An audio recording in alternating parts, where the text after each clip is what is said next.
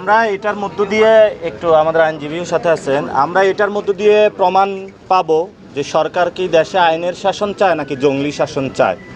দুপুর থেকে আমরা জঙ্গলি শাসনের মধ্য দিয়ে গিয়েছি, অবশেষে সরকারকে যখন গলা চিপে ধরেছি তখন সরকার হলো মামলা নিতে বাধ্য হয়েছে।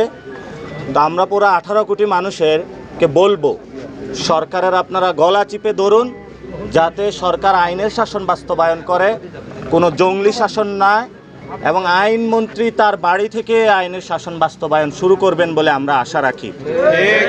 স্বরাষ্ট্রমন্ত্রী দেশে বিভিন্ন জায়গায় কথা বলছেন, কিন্তু থানার যে পরিস্থিতি, তার থানাগুলো ওনার ভিজিট করা প্রয়োজন।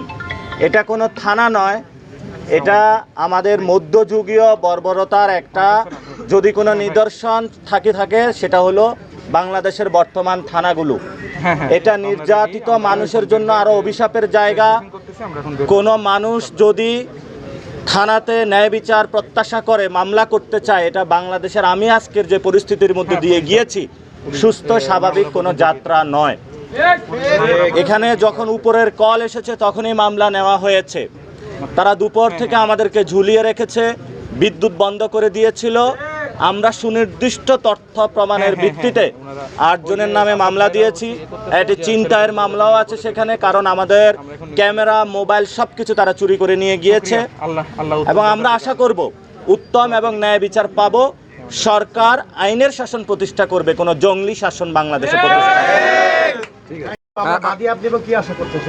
আমি আশা করছি ন্যায় বিচার, এবং ন্যায় বিচারের জন্য আমরা লড়ে যাব, সর্বোচ্চ লড়াইটা করব।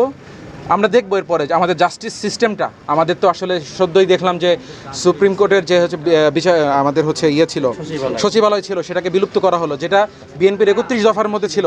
বিচার বিভাগের স্বাধীনতা রক্ষার জন্য তারা যেই প্রতিশ্রুতি দিয়েছিল, সেই প্রতিশ্রুতি তারা নিজেরা এখন ভঙ্গ করছেন। তো তারা তো নানা রকম জাস্টিফিকেশন দেন, হ্যাঁ, কাগজে কলমে ছাড়া তারা বাস্তবে তারা আমাদের বিচার ব্যবস্থাকে তারা উন্নত করছেন। তো আমরা দেখবো আসলে কতটা উন্নতি হয়েছে। তাদের দলের অফেন্ডার, হামলাকারীরা আইনের আওতায় আসে কিনা, সঠিক বিচার তাদের বিচারের সম্মুখীন তাদেরকে করা হয় কিনা, এটা আমরা দেখব।